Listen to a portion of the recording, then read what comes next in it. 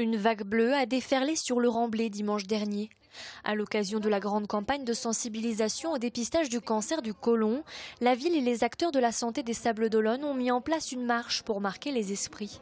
C'est une première, cette marche, complètement. Donc il faut promouvoir sans modération le dépistage du cancer colorectal.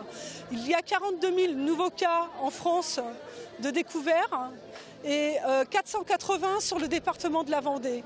Un cancer méconnu qui reste pourtant la deuxième cause de mortalité chez les femmes après le cancer du sein et la troisième chez les hommes après les cancers du poumon et de la prostate.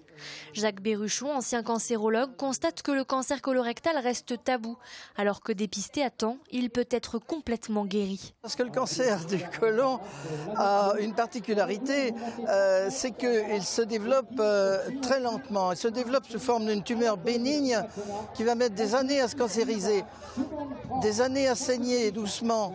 Si bien que si on arrive à repérer des traces de sang dans les selles, on peut très bien prévenir ce cancer, l'enlever alors qu'il n'est qu'au stade bénin. Et justement, pour faciliter ce dépistage, un nouveau test a été mis sur le marché en avril dernier.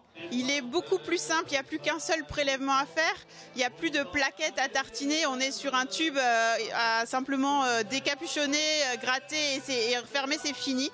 Donc c'est vraiment quelque chose qui n'impose quasiment pas de contraintes. 95% des cancers du côlon se déclarent à partir de 50 ans.